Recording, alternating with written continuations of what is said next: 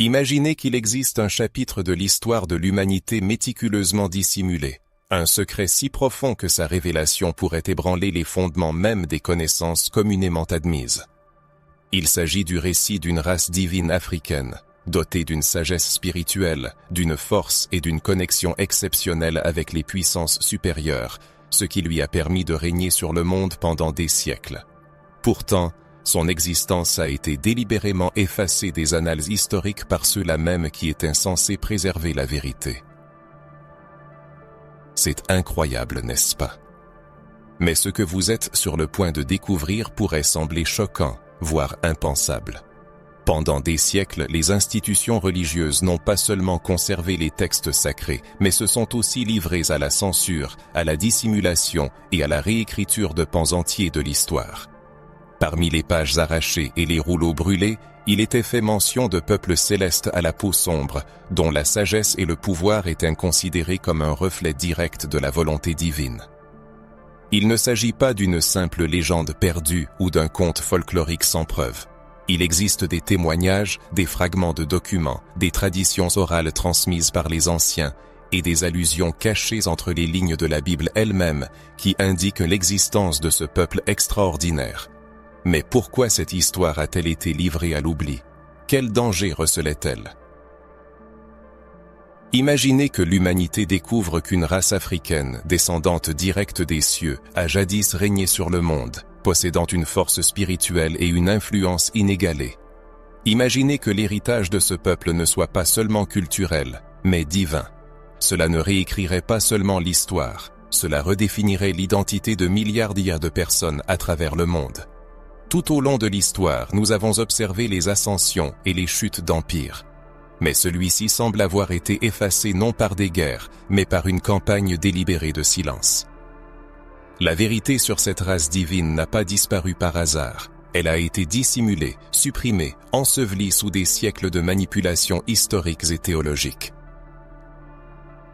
Cependant, si l'on examine attentivement les traces laissées, on peut remarquer que les signes ont toujours été visibles. Dans des manuscrits oubliés, dans des ruines mystérieuses dispersées sur le continent africain, dans des légendes transmises de génération en génération, comme un chuchotement du passé. Même des passages bibliques, après une analyse minutieuse, révèlent des détails subtils sur des rois et des prêtres de l'Est, oint du Très-Haut, dont les descriptions correspondent aux caractéristiques de ce peuple. La question lancinante est la suivante. Qui avait intérêt à détruire ce récit? Quelle menace représentait-il pour l'ordre établi? Était-ce la peur que le monde reconnaisse la véritable origine de certaines traditions spirituelles? Ou bien la reconnaissance de l'existence de cette race divine africaine mettait-elle en péril les structures de pouvoir qui ont dominé le monde ces 2000 dernières années? Préparez-vous, car la suite de cette exploration va bien au-delà de l'histoire enseignée dans les écoles ou les églises. Il s'agira de plonger dans des archives cachées, d'analyser des passages bibliques rarement discutés et de relier des points qui restent invisibles pour la plupart. Ce n'est pas une simple enquête historique, mais un voyage spirituel et culturel qui remettra en question les idées reçues sur l'origine de l'humanité, sur l'Afrique et sur la foi elle-même.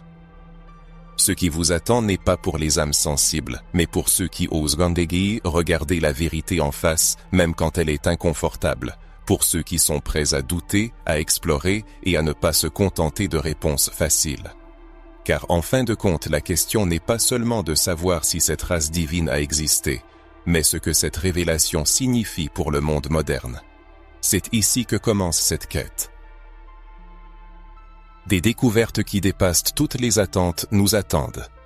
L'affirmation de l'existence d'une race divine africaine n'est pas une simple belle légende destinée à surprendre. Il s'agit d'un phénomène attesté par des documents historiques, des textes bibliques et des traditions populaires qui nous sont parvenus à travers les siècles.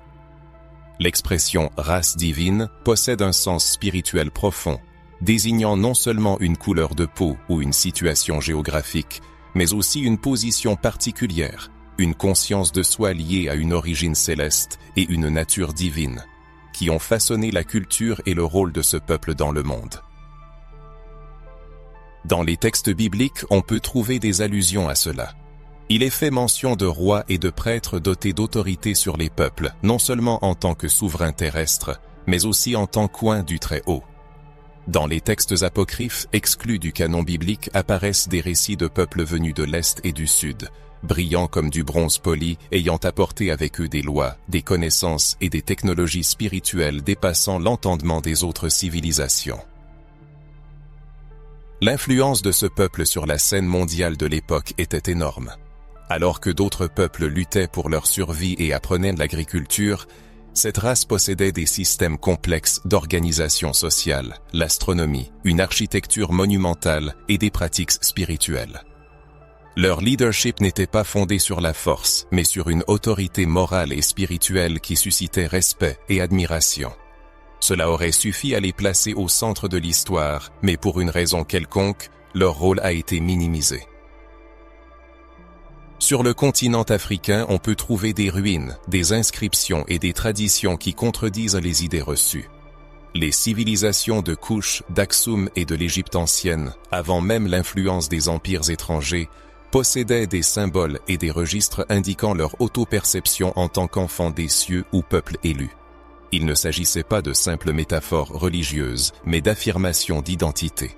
En comparant ces données avec les récits bibliques, on peut voir que de nombreux personnages jouant un rôle important dans l'histoire du salut divin ou de la révélation ont des racines et des liens avec l'héritage africain.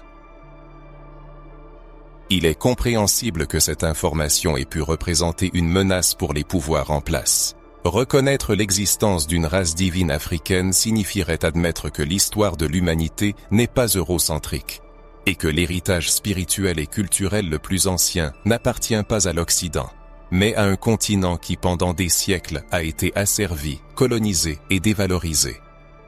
La révélation de cette vérité détruit le système narratif créé pour maintenir l'inégalité. C'est ici que se cache un détail essentiel qui échappe au regard superficiel. Même les textes qui ont traversé le filtre de la censure ecclésiastique conservent des échos d'une grandeur passée. On y trouve des mentions de monarques éthiopiens dont les règnes se distinguaient par une sagesse divine, et de justes à la peau d'ébène dont les actions étaient agréables au Très-Haut. Ces fragments d'informations rassemblés forment une image étonnante, telle une mosaïque, révélant une réalité différente de celle qui nous a été présentée. Les découvertes archéologiques, malgré la tendance à éviter les interprétations qui contredisent les dogmes établis, fournissent des preuves intrigantes. Il s'agit de structures orientées vers des phénomènes astronomiques précis, d'alliages métalliques sophistiqués pour l'époque, et même d'inscriptions narrant une alliance entre le ciel et la terre, conclue par les enfants de lumière sur le continent africain. Une analyse objective de ces découvertes confirme l'hypothèse que nous avons affaire à quelque chose de bien plus significatif qu'une simple coïncidence historique. Une question légitime se pose alors. Si toutes ces preuves étaient disponibles, pourquoi n'ont-elles pas été reflétées dans les manuels scolaires ou les sermons religieux? La réponse peut être à la fois simple et effrayante. Le contrôle du récit historique est un instrument puissant. Celui qui détermine quelles histoires seront racontées façonne la perception de soi des gens, leur place dans le monde et leurs idées sur l'avenir. La dissimulation de la mémoire de cette race divine africaine a privé des milliards de personnes d'un sens d'identité et de but, capable de transformer des sociétés entières. Par conséquent, comprendre cette histoire n'est pas seulement satisfaire une curiosité intellectuelle, mais restaurer la vérité, rendre la dignité et la mémoire collective. Chaque détail que nous examinons fait partie d'un héritage perdu. Et plus nous plongeons dans cette information, plus il devient clair que le silence sur ce sujet n'est pas un hasard, mais le résultat d'une stratégie délibérée. Il est important de réfléchir à la signification de tout cela pour l'histoire personnelle de chacun, aux conséquences spirituelles, culturelles et politiques de cette découverte. Il faut imaginer ce que serait le monde si cette vérité se transmettait de génération en génération. Plus tard, nous verrons comment cette perspective s'élargit, unissant des faits apparemment disparates et démontrant que ce récit oublié est bien plus présent dans nos vies que nous ne le pensons habituellement. Pour comprendre l'origine de ce mystère, il faut réaliser qu'il ne prend pas sa source à un moment précis, mais dans l'entrelacement de témoignages couvrant les textes les plus anciens et les rapports semi-légaux de personnes ne voulant pas laisser le passé sombrer dans l'oubli. Les mentions bibliques les plus anciennes sont cryptées dans des descriptions ordinaires. Cependant, une lecture attentive et une comparaison avec d'autres sources permettent de voir une image radicalement différente de celle communément admise. Dans les textes sacrés tels que le livre de la Genèse, le livre de l'Exode, le sublime Cantique des Cantiques et même dans les épîtres apostoliques, on peut découvrir des allusions subtiles mais significatives. Il est question de rois venant des terres du sud, avec des dons d'or et d'encens exotiques. De souverains dont la peau est sombre comme les tentes des nomades et en même temps brillante comme du bronze poli. De prêtres dont la lignée était vénérée comme sacrée, mais, ce qui est remarquable, ne provenaient pas des régions traditionnellement au centre de la culture occidentale. Ces détails, souvent négligés, prennent une importance primordiale lorsque la Bible est examinée sans préjugés, libérée d'un regard eurocentrique. La présence de ces motifs ne se limite pas aux seuls écrits canoniques. Dans les textes apocryphes, tels que le livre d'Hénoch, le livre des Jubilés et le livre des Maccabées dans certaines éditions, on trouve des mentions encore plus frappantes. Ils décrivent des gens portant des motifs qui ont tombé sous crise spirituelle, ayant habité des terres fertiles et stratégiquement abondantes. Ces descriptions et cartographiques font leur correspondant avec les régions africaines où se trouvent encore aujourd'hui des ruines et des artefacts dont l'origine est difficile à expliquer dans le cadre des conceptions historiques acceptées. Ces peuples étaient représentés comme des bidons et des intermédiaires entre le monde divin et humain. Les textes bibliques racontent Melchisédek, prêtre mystérieux dont l'aiguille reste un homme, apparaissant et disparaissant comme s'il était venu d'une autre dimension. Certaines régions vont cependant suggérer que de telles figures pourraient avoir été directement liées aux épidémies divines africaines. Les grands mythes viennent de la reine de Vaba, dont les séries écrivent peut-être fantaisies surnaturelles. Ils deviennent les influencés pas d'histoires récitées et disparates, mais de fragments de récits uniques qui ont été délibérément fragmentés et oubliés au fil des siècles. La version officielle de l'histoire, traitant les enseignements religieux traditionnels, diverses allusions à Bacal et Zébel, des légendes ou des figures exotiques qui ont apparu dans l'histoire et ont disparu sous des pseudo-traces significatives. Cependant, si l'on réunit ces mentions disparates, un tableau cohérent se dessine, une chronologie de pouvoir, de leadership et de spiritualité qui non seulement a existé, mais a exercé une influence profonde sur le cours de l'histoire de l'humanité. La reconnaissance de ce fait nécessiterait une remise en question de siècles de manipulation historique et de dissimulation délibérée d'informations. Il convient également de noter la cohérence entre ces passages bibliques et les témoignages extra-bibliques des civilisations voisines. Les peuples du Moyen-Orient, de la Méditerranée et même d'Asie mineure ont laissé des enregistrements de visiteurs du Sud, décrits comme possédant des connaissances avancées en astronomie, médecine et architecture.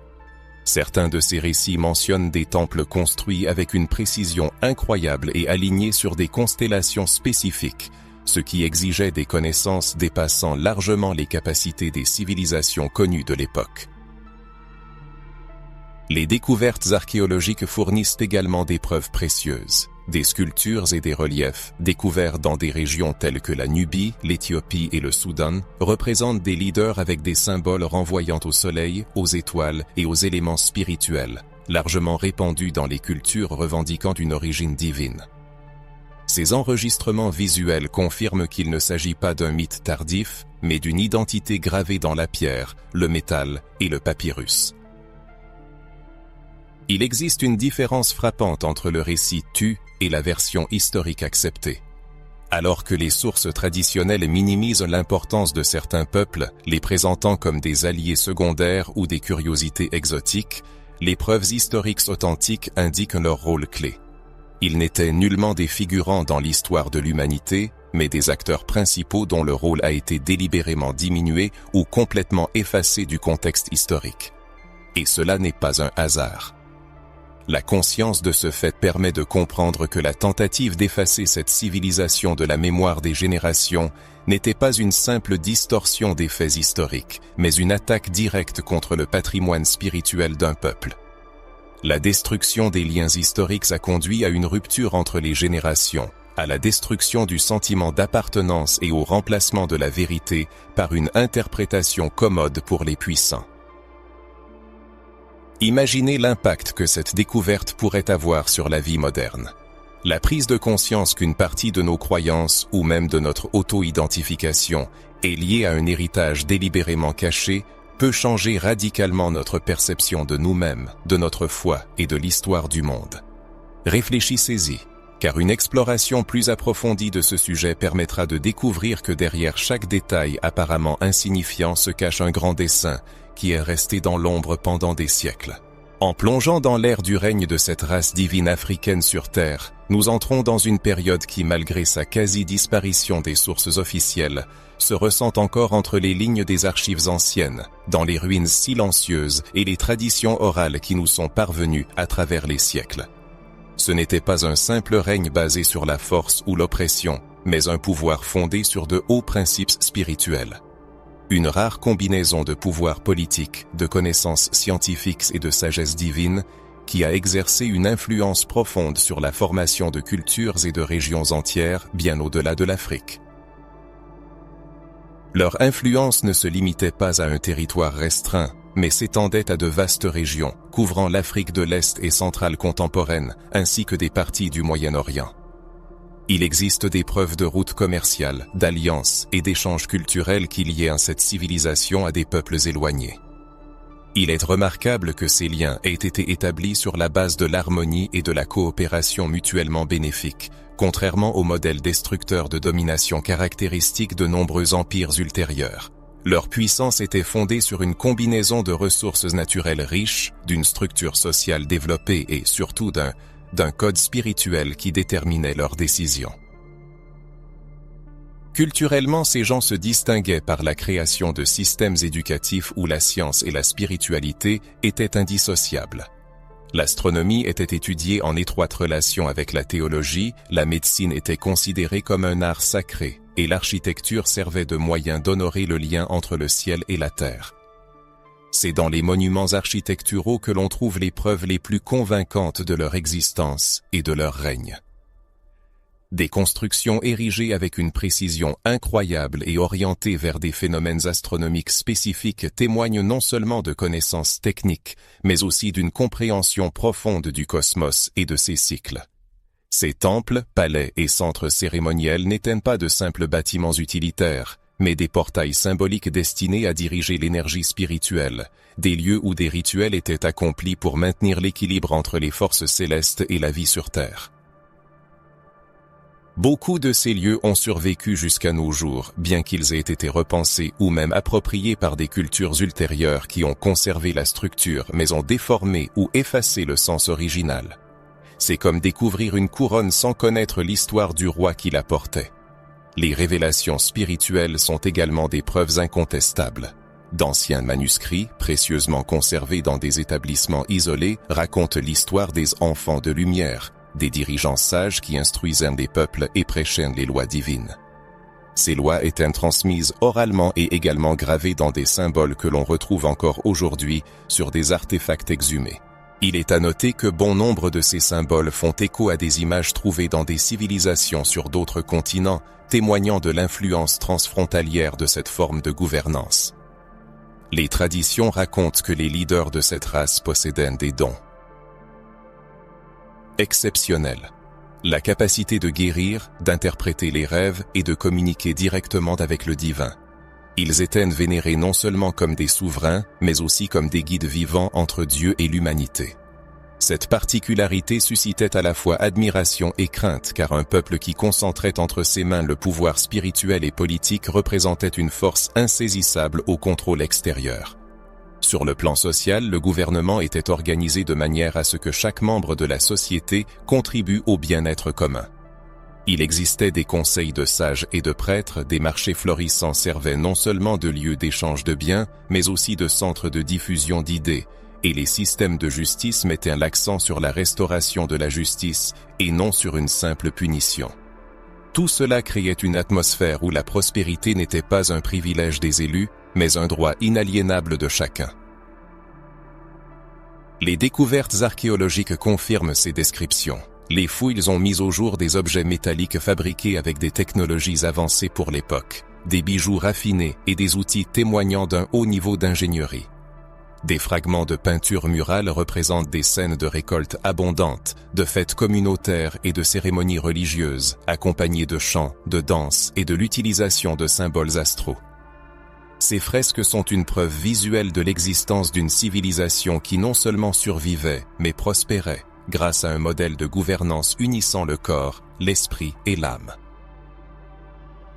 Cependant, en comparant ces faits avec ce qui est enseigné dans les manuels d'histoire, nous découvrons un fossé béant. Les sources officielles décrivent des périodes d'instabilité, des tribus nomades ou des royaumes primitifs qui n'ont atteint un certain niveau d'organisation que sous influence extérieure. C'est ici que réside la distorsion. La mémoire de l'âge d'or a été délibérément effacée pour céder la place à une version commode pour ceux qui ont ensuite établi leur domination politique et culturelle. C'est le point clé. La façon dont cette civilisation a été présentée ou ignorée a façonné la perception de nombreuses générations quant aux capacités et à la contribution de l'Afrique à l'histoire du monde. Ce silence n'est pas une simple inexactitude académique, mais une blessure non cicatrisante dans l'identité collective de millions de personnes à travers le monde. Par conséquent, en parlant de cette période de règne, nous ne faisons pas seulement que restaurer des faits historiques.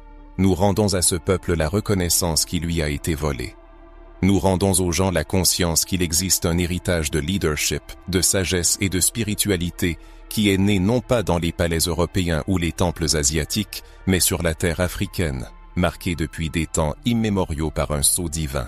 Il convient de se demander quel serait le monde si ce modèle de gouvernance avait perduré jusqu'à nos jours. Si les peuples étaient guidés par des principes unissant justice, spiritualité et prospérité universelle. Il faut se l'imaginer. Des recherches supplémentaires révéleront toute la puissance de ce peuple et la manière dont sa présence a laissé une empreinte indélébile dans l'histoire, malgré les tentatives de convaincre le monde du contraire. Un regard attentif sur le monde moderne permet de réaliser que l'héritage de la race divine africaine n'a pas disparu dans l'oubli. Malgré les tentatives d'oublier leur contribution à la mémoire collective de l'humanité, les traces de leur existence se manifestent sous les formes les plus inattendues.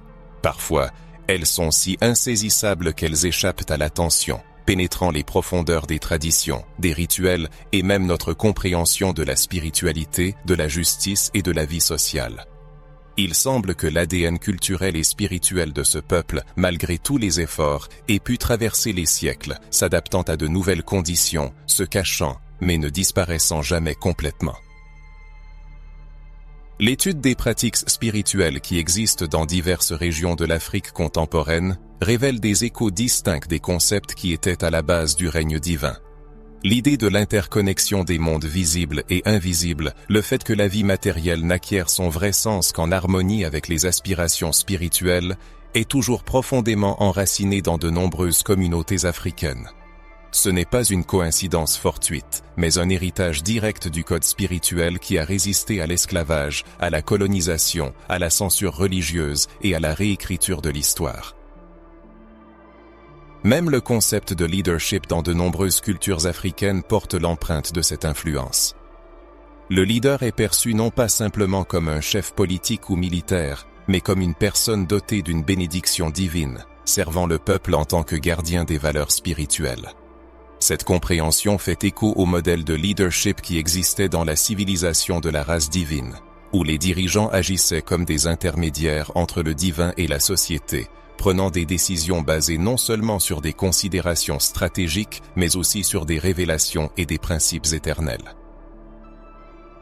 Cependant, l'influence de cette race ne se limitait pas au continent africain. L'analyse des pratiques répandues dans d'autres parties du monde révèle des schémas qui pourraient provenir de l'interaction avec la race divine. L'utilisation des tambours dans les rituels pour se connecter au monde spirituel, par exemple, se retrouve dans diverses cultures indigènes d'Amérique, dans les communautés afro-caribéennes et même dans les cérémonies asiatiques. Le symbolisme du soleil, de la lune et des étoiles comme guide spirituel se répète également, portant souvent les mêmes associations que l'on retrouve dans les archives anciennes. La musique, la danse et l'art de raconter des histoires pour transmettre la sagesse ont également des racines profondes dans cet héritage. Ces formes d'expression n'étaient pas seulement de l'art ou du divertissement, mais servirent de moyens d'enseigner, de préserver l'histoire et de maintenir un lien vivant avec le divin. Même aujourd'hui, lors des fêtes populaires, des célébrations religieuses et des événements culturels à travers le monde, on peut découvrir des éléments de cette tradition. Le cercle par exemple, comme symbole d'unité et d'éternité, se retrouve aussi bien dans les danses tribales que dans les réunions communautaires et les fêtes chrétiennes, sans que de nombreux participants ne réalisent que ce symbolisme remonte à des enseignements anciens. L'influence de la race divine se retrouve même dans les structures institutionnelles. Le concept de conseil des anciens ou d'un groupe de sages donnant des conseils aux leaders est toujours pratiqué non seulement dans certaines communautés africaines, mais aussi dans des cultures géographiquement éloignées telles que les peuples autochtones d'Amérique du Nord ou les communautés rurales d'Asie. Il semble que le modèle de gouvernance qui existait chez la race divine s'est répandu dans le monde et s'est en quelque sorte préservé dans le champ spirituel global. De nombreuses gothiques, en conceptions modernes de la connaissance de soi, de la guérison énergétique et de l'harmonie avec la nature portent l'empreinte de cet héritage ancien. La foi en l'énergie vitale qui imprègne tous les êtres, la révérence pour les cycles naturels, l'utilisation des éléments, tels que l'eau, le feu, la terre et l'air, dans les pratiques rituelles. Tout cela était organiquement intégré dans la culture de cette civilisation. Et même malgré les tentatives des religions dominantes de déplacer ou de réinterpréter ces éléments, ils ont résisté obstinément, infiltrant de nouvelles formes de croyances et trouvant des moyens de maintenir leur présence. Un lien essentiel entre le passé et le présent est le concept de communauté comme un tout unique. En ce temps-là, le bien-être collectif était une priorité, où chaque individu jouait un rôle clé dans le maintien de l'harmonie. Aujourd'hui, nous observons une renaissance de cette valeur dans les mouvements de réunification culturelle, les initiatives d'économie solidaire et les réseaux de soutien communautaire qui se développent activement même dans les grandes villes. Inconsciemment, nous reproduisons un modèle qui a déjà été mis en œuvre et testé avec succès par cette ancienne civilisation. En étudiant les pratiques religieuses d'origine africaine à travers le monde, telles que le candomblé, la santeria et le vaudou haïtien, il devient évident qu'elles servent de capsules temporelles. Elles préservent non seulement des noms et des symboles, mais aussi des principes spirituels qui étaient fondamentaux pour cette civilisation. L'invocation des ancêtres, la consultation des oracles, la conscience de la mission unique de chaque individu, tout cela est un reflet direct d'une sagesse enracinée dans un passé lointain. Même dans le christianisme pratiqué dans diverses régions d'Afrique et au-delà, on peut remarquer l'influence de cet héritage. Les chants spirituels avec des rythmes de percussion prononcés, les cultes où la danse est une expression de foi, les prières collectives unissant le corps et l'esprit, rappellent les cérémonies de cette ancienne civilisation. Il semble que même au sein de la structure apportée par les colonisateurs, l'esprit de cette ancienne nation a trouvé des moyens de se manifester. Il est impossible de nier que cette présence invisible mais tangible façonne le monde dans lequel nous vivons, influençant nos traditions, nos relations les uns avec les autres et notre quête de sens de la vie. Et ici, il faut s'arrêter et réfléchir. Combien de fois avez-vous rencontré des phénomènes qui peut-être portaient une part de cette histoire? Combien de traditions dans votre famille ou votre communauté peuvent provenir de cet héritage, même si cela n'a pas été mentionné? Des recherches supplémentaires montreront que ce patrimoine n'est pas seulement un phénomène culturel, c'est un phénomène qui peut être tracé et confirmé. En plongeant dans l'étude des preuves et des témoignages, l'histoire prend un tout autre sens, car nous passons des suppositions à des découvertes concrètes, à des témoignages documentés et à des mots préservés à travers les siècles, souvent malgré les tentatives de destruction. Chaque détail a une importance énorme, comme si nous assemblions un puzzle délibérément dispersé et caché dans différents coins du monde. Commençons notre exploration par les manuscrits anciens. Dans des textes rares, aussi bien inclus dans le canon biblique qu'en dehors, on peut découvrir des échos d'un peuple qui non seulement possédait une connaissance profonde, mais maintenait un lien spécial avec le divin. Dans les écrits apocryphes, tels que le livre d'Enoch, le livre des Jubilés et le testament des 12 patriarques, sont décrits des dirigeants recevant des instructions directement du ciel et des villes construites avec une précision étonnante, comme si elles reflétaient des cartes stellaires. Ces récits semblent étrangers au tableau historique traditionnel, qui sous-estime souvent les réalisations technologiques et spirituelles des anciennes civilisations africaines. Certains textes anciens, cachés dans des monastères éloignés et des collections privées, racontent des voyages et des échanges culturels entre ces peuples et des civilisations lointaines, révélant un réseau d'influence bien plus étendu qu'on ne le pense. Il existe des témoignages de commerçants méditerranéens décrivant les ports africains comme des centres commerciaux florissants, où s'échangeaient non seulement des biens, mais aussi des idées, des lois et des enseignements spirituels. La richesse de ces ports, selon certaines sources, dépassait même les villes connues d'Europe et d'Asie de l'époque. Les découvertes archéologiques contribuent également à ce tableau complexe. Les fouilles dans des régions comme la Nubie, Aksum et certaines parties du Sahel ont mis au jour des ruines de temples, de palais et de systèmes d'irrigation avancés, créés avec une maîtrise d'ingénierie qui remet en question les théories acceptées. Beaucoup de ces lieux possèdent une orientation astronomique si précise qu'il est difficile de la reproduire même avec les technologies modernes. Cela suggère que ces peuples non seulement observaient les corps célestes, mais comprenaient profondément le lien entre le mouvement des étoiles et la vie sur Terre. Les artefacts trouvés dans ces lieux méritent également attention.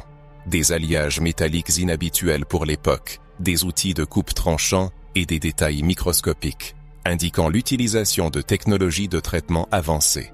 Certains de ces objets sont décorés d'inscriptions dans des langues anciennes qui ne sont pas encore entièrement déchiffrées, mais contiennent des symboles que l'on retrouve dans des régions éloignées, ce qui témoigne d'une influence culturelle transcontinentale. Les enregistrements d'explorateurs et de missionnaires des siècles passés contiennent également des informations précieuses, bien que souvent subjectives. Ces voyageurs décrivaient des communautés bien organisées, des systèmes de justice développés et des cérémonies religieuses majestueuses qu'ils ne pouvaient pas comprendre pleinement. Certains d'entre eux mentionnaient l'existence de bibliothèques contenant des rouleaux et des livres faits de matériaux durables, dans lesquels étaient enregistrées des généalogies et des événements spirituels liant le peuple à une origine céleste. Malheureusement, nombre de ces bibliothèques sont disparues peu après les visites européennes, ce qui suscite des suspicions de dissimulation délibérée de ces documents. C'est ici que surgit un contraste frappant avec l'histoire acceptée. Tandis que les manuels scolaires dépeignent souvent l'Afrique comme un continent n'ayant atteint le développement qu'après contact avec des empires étrangers, les faits disent le contraire. Cette civilisation africaine non seulement construisait des villes et développait des connaissances avancées bien avant la colonisation, mais elle influençait d'autres peuples, ce qui reste souvent inaperçu. Dans de nombreux cas, l'archéologie traditionnelle a tendance à ignorer les découvertes qui ne cadrent pas avec les théories académiques acceptées, cherchant à les intégrer dans des concepts existants. Cependant, malgré ces tentatives, les preuves matérielles parlent souvent d'elles-mêmes. Par exemple, un temple orienté vers le lever du soleil le jour du solstice peut difficilement être le résultat d'une coïncidence. De même, un réseau commercial couvrant les continents bien avant l'ère des grandes découvertes géographique ne peut être simplement ignoré. Et enfin, la présence de symboles spirituels identiques découverts aux quatre coins du globe, séparés par des océans, est difficile à expliquer par une simple coïncidence. Parfois, de telles preuves apparaissent presque par hasard. Par exemple, lors de fouilles de territoires considérés comme historiquement insignifiants, des archéologues tombent sur des structures souterraines, témoignant d'un niveau d'urbanisation beaucoup plus ancien et développé que ce qui était supposé auparavant. Dans certains cas, l'accès à ces découvertes est rapidement fermé au public, sous prétexte d'explications vagues ou inexistantes, ce qui ne fait que renforcer les soupçons d'une volonté de cacher certains faits. Si l'on tente de comparer toutes les données disponibles, textes, ruines, artefacts et témoignages oculaires, un tableau clair et cohérent se dessine. Dans un passé lointain, il a existé une civilisation d'origine divine qui a prospéré et exercé une énorme influence sur le monde, laissant derrière elle des traces indélébiles, conservées jusqu'à nos jours. Et si cette conclusion semble évidente, une question légitime se pose. Pourquoi n'en parle-t-on pas dans les écoles ? Pourquoi de tels efforts sont-ils déployés pour que ce sujet ne soit pas abordé dans les discussions publiques ? Ici, il faut réfléchir un instant. Si vous aviez des preuves irréfutables que la version acceptée de l'histoire est incomplète, auriez-vous le courage de les partager avec le monde, même en sachant que vous rencontreriez de la résistance ? Il est important de garder cette réflexion à l'esprit, car une analyse plus approfondie de l'histoire longtemps cachée révélera les côtés sombres du passé. Il sera question du moment où l'influence de cette race divine est devenue si gênante pour certaines forces qu'elles ont décidé de l'effacer systématiquement de la mémoire de l'humanité. À ce stade, il deviendra clair qui et pourquoi a gardé le silence. Abordant l'étude de ce sujet interdit, il est nécessaire d'être prêt à affronter des faits inconfortables. Il ne s'agit pas seulement d'interprétations différentes d'événements historiques ou d'omissions insignifiantes. Ici, nous examinons des actions délibérées, méticuleusement planifiées et répétées au fil des siècles, visant à ce que certains registres, artefacts et connaissances soient non seulement cachés, mais complètement détruits afin de les effacer de la mémoire collective de l'humanité. De nombreux chercheurs indépendants et des documents historiques conservés indiquent que l'Église, en tant qu'institution dotée d'un pouvoir politique, culturel et spirituel énorme pendant des siècles, a joué un rôle clé dans ce processus. Pour comprendre cette situation, il est important de se souvenir que dès le début de la propagation du christianisme institutionnel, il y a eu une volonté constante de contrôler le récit historique. Les textes qui ne se conformaient pas à la doctrine officielle étaient déclarés hérétiques et destinés à la destruction. Dans ce contexte, l'hérésie n'était pas tant la fausseté ou l'erreur théologique que toute information qui pourrait remettre en question ou réduire le monopole de l'Église sur la connaissance spirituelle. Cela incluait les informations sur l'existence de la race divine africaine et son rôle central dans l'histoire de l'humanité. Au cours des conciles ecclésiastiques et des révisions, des livres entiers ont été exclus du canon biblique. Nombre de ces textes contenaient des récits de royaumes et de dirigeants liés au divin qui ne correspondaient pas au contexte historique souhaité. Certains d'entre eux mentionnaient ouvertement les peuples du Sud et de l'Est, les décrivant avec dignité et pouvoir, ce qui contredisait la hiérarchie culturelle qu'ils cherchaient à établir. L'exclusion de ces textes était un acte délibéré, visant à ce que les générations futures ne connaissent jamais la véritable signification de ces civilisations. Outre la censure des sources écrites, une destruction physique à grande échelle a eu lieu. Des bibliothèques entières ont été livrées aux flammes non seulement en Afrique, mais aussi dans d'autres régions où ces enregistrements auraient pu être conservés. L'exemple le plus connu est la destruction de la bibliothèque d'Alexandrie, mais ce ne fut pas un cas isolé. Les monastères et les centres de savoir sur le sol africain ont été pillés et leurs rouleaux disparaissaient mystérieusement, souvent déplacés vers des archives secrètes à Rome ou d'autres centres de pouvoir religieux et politique. Il n'y a pas eu que des livres et des rouleaux qui ont disparu. Des artefacts d'une immense valeur historique et spirituelle ont également été détruits ou appropriés. Statues, instruments rituels, bijoux avec des inscriptions sacrées et même des éléments architecturaux ont été retirés de leur lieu d'origine. Beaucoup de ces objets sont aujourd'hui cachés dans des collections privées ou conservés dans des musées où ils sont exposés hors contexte, sans explication de leur véritable signification. D'autres ont simplement disparu à jamais. Le plus troublant, c'est que dans de nombreux cas, il ne s'agissait pas seulement de destruction, mais de réécriture de l'histoire. Si un artefact ne pouvait être facilement détruit, il était réinterprété, adapté à un nouveau récit répondant aux intérêts du pouvoir. Un temple dédié au lien entre le ciel et la terre pouvait être transformé en chapelle chrétienne, avec la suppression ou le remplacement des symboles originaux par des iconographies reconnues. Ainsi, dans l'esprit des gens, l'origine de la structure perdait de son importance et la véritable histoire était oubliée. Des témoignages de missionnaires ont survécu qui, arrivés dans des communautés africaines, interdisaient les rituels et coutumes traditionnels, les qualifiant de païens ou démoniaques, sans comprendre leur véritable signification.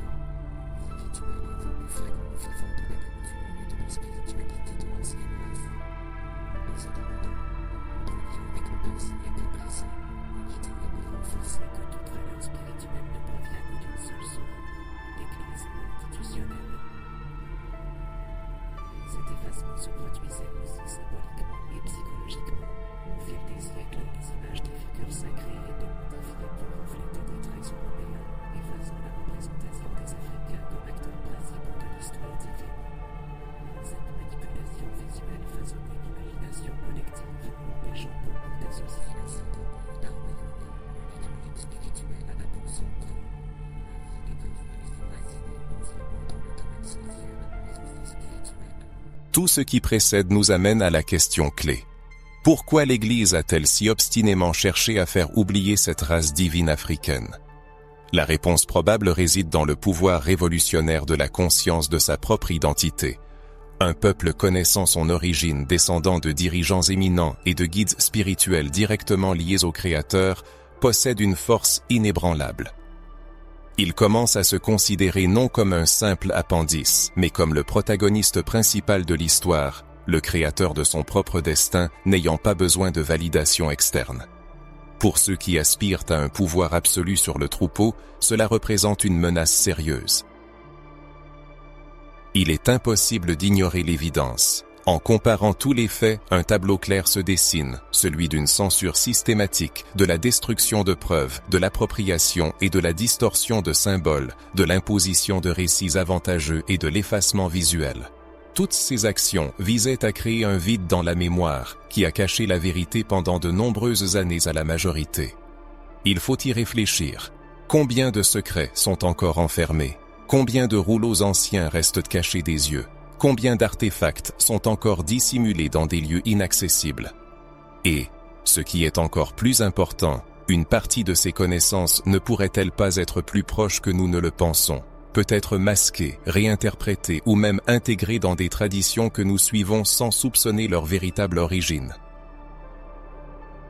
Mais des recherches supplémentaires montreront que malgré toutes les tentatives d'effacer cette mémoire, les empreintes de cette race divine sont toujours vivantes dans le monde moderne, se manifestant de manière que peu de gens réalisent.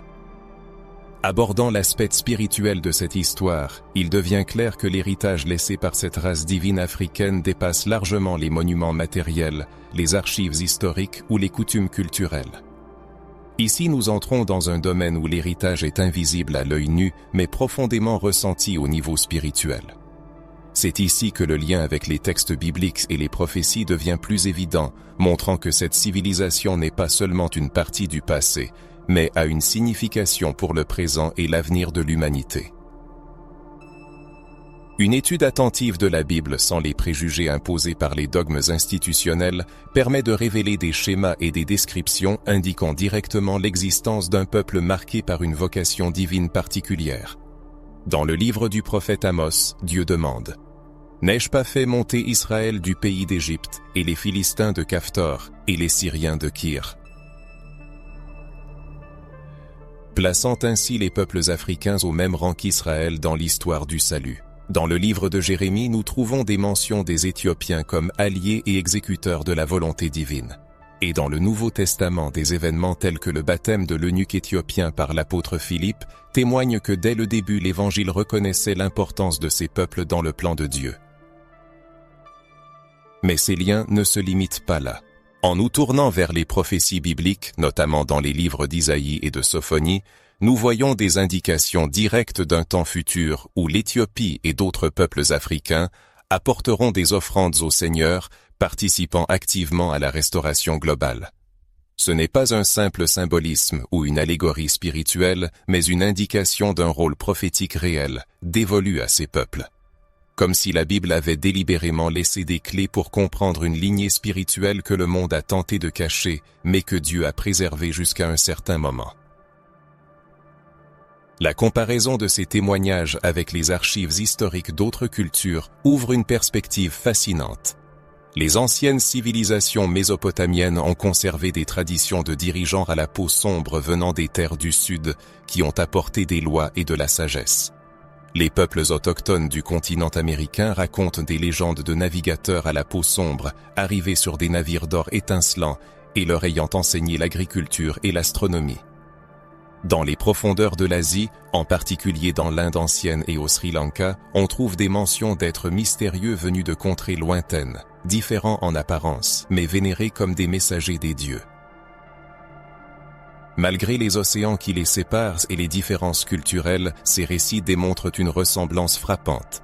Tous décrivent des personnes dotées d'une puissante force spirituelle, ayant exercé une influence profonde sur le développement des civilisations avec lesquelles elles sont entrées en contact.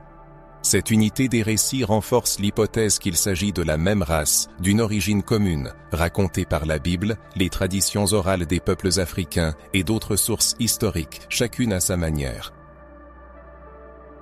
Il est remarquable que dans beaucoup de ces cultures, il existe des traditions du retour imminent de ces êtres. Les prophéties africaines prédisent le retour des enfants du soleil pour rétablir la justice et l'harmonie sur terre.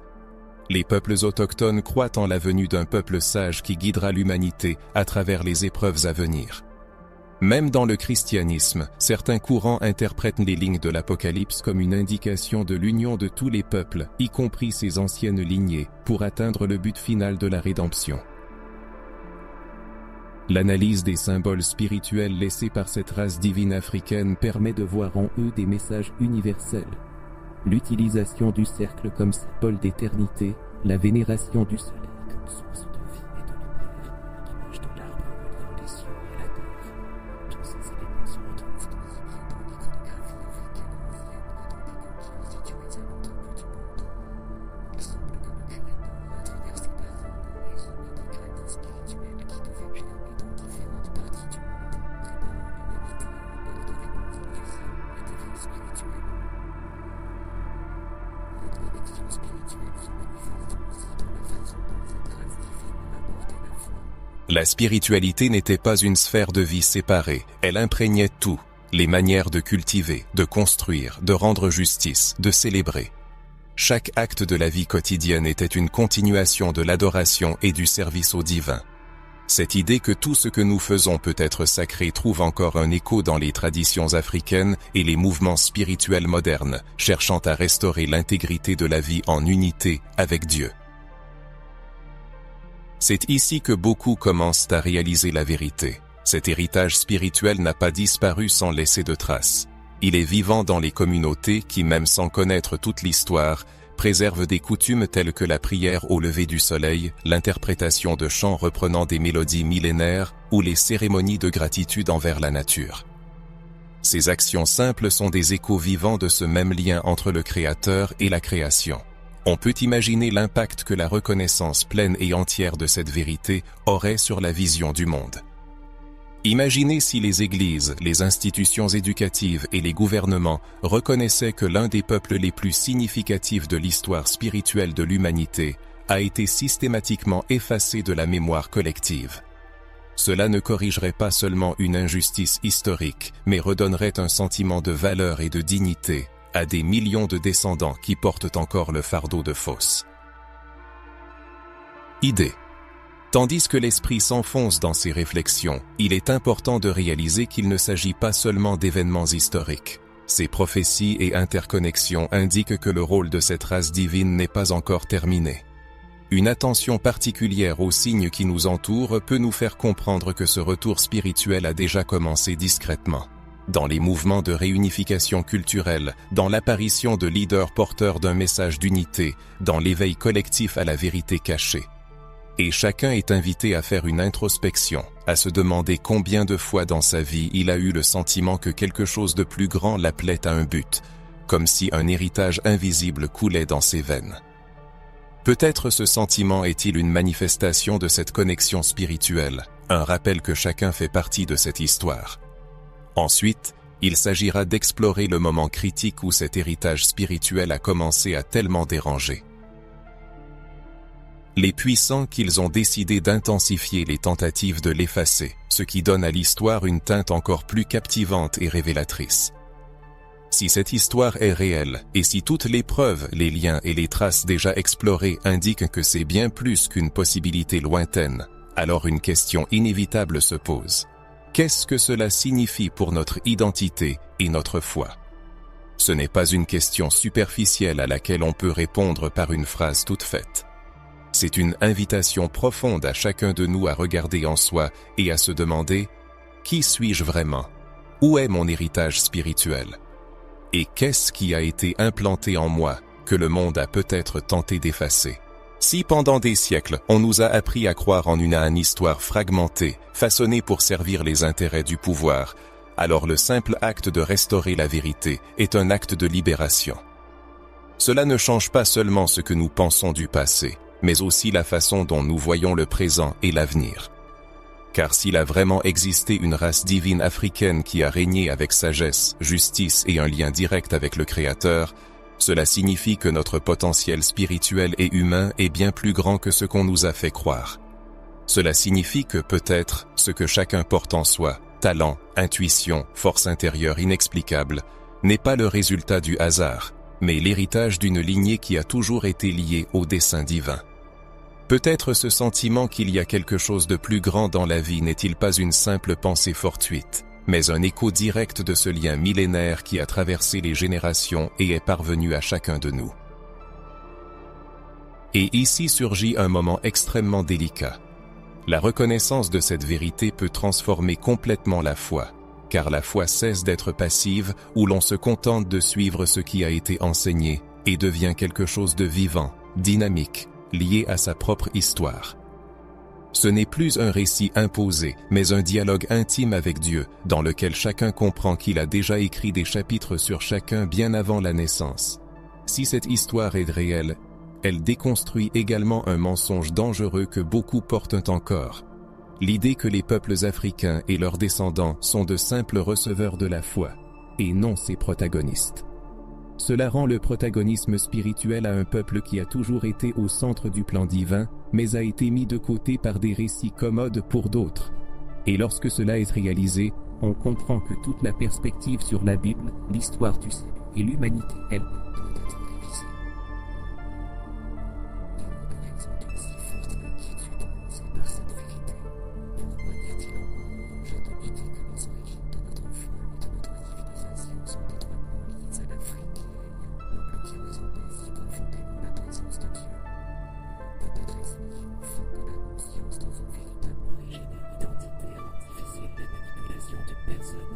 Elle marche la tête haute, parle avec assurance et vit avec un but. Et ces réflexions ne concernent pas seulement ceux qui se considèrent comme les descendants de cette lignée, mais tous les autres. Car si cette civilisation a vraiment influencé les cultures sur tous les continents, cela signifie que nous sommes tous, d'une manière ou d'une autre, les héritiers de sa sagesse et de sa vocation. Cela nous unit en tant qu'humanité non seulement par les liens du sang, mais aussi par un héritage spirituel commun qui s'est répandu pendant des siècles comme des graines. Il faut imaginer ce que c'est de vivre avec une belle conscience chaque jour. Imaginez vous réveiller en pensant que vous n'êtes pas un hasard, que derrière votre nom se cache une grande histoire, que les difficultés que vous rencontrez aujourd'hui ne sont que des chapitres d'un récit beaucoup plus vaste.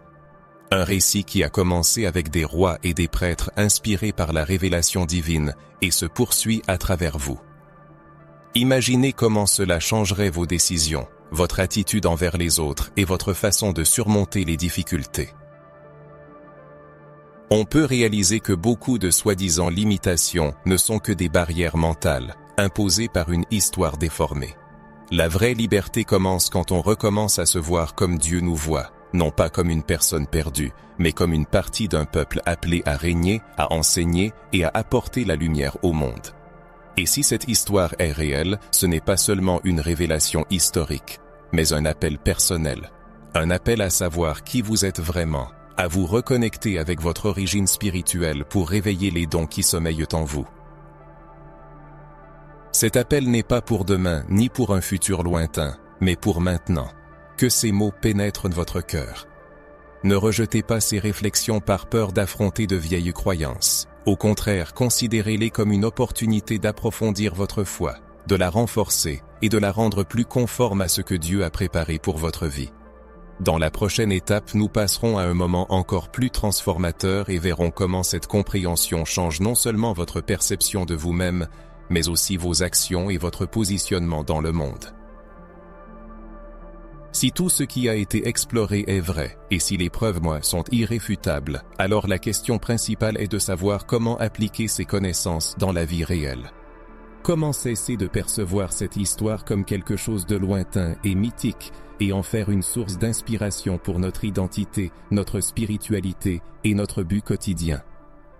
C'est ici que cette révélation cesse d'être un simple récit puissant et devient un appel pratique, capable de changer votre vie à partir de ça. La reconnaissance de la contribution des ancêtres a une importance énorme pour la formation de la personnalité. Lorsqu'une personne vit dans un appartement à une lignée qui a laissé une empreinte indélébile dans l'histoire, sa perception de soi subit des changements cardinaux. Les attitudes et la mort du humain améliorent le sentiment de force intérieure et de confiance. Le besoin d'approbation externe disparaît, car l'union triste ou confiante se lie avec quelque chose de beaucoup plus significatif. La personne comprend qu'elle n'est pas un produit aléatoire des circonstances, mais le résultat du dessein du Créateur, ce qui lui donne confiance même dans les moments les plus difficiles. Dans le domaine spirituel, cette connaissance ouvre de nouveaux horizons. Beaucoup de gens perçoivent la foi superficiellement, sans réfléchir assez facilement au fond. Cependant, la réalisation que la foi, l'histoire ancienne, remontant à des siècles, change l'attitude envers la prière, l'amour et la vie en général. La spiritualité cesse d'être un simple rituel formel et devient une partie intégrante de la vie quotidienne. Chaque acte est considéré comme une opportunité de manifester son héritage divin. Cette révélation devient un tournant dans la vie d'une personne, que ce soit dans sa vie professionnelle, ses relations avec les autres ou ses aspirations personnelles. La conscience de son rôle dans le monde et la compréhension qu'elle est l'héritière de grands leaders, prêtres et bâtisseurs de civilisation permettent à la personne de réaliser sa mission. Elle comprend qu'elle est appelée à diriger, même à petite échelle, par exemple dans sa famille, sa communauté ou son cercle social. Sa tâche est de se guider par les principes de justice, de compassion et de clairvoyance, comme ses ancêtres.